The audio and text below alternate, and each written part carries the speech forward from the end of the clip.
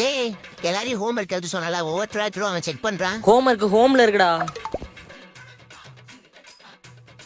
டேய் நான் குட்டி கதை எழுதிட்டு வந்திருக்கா.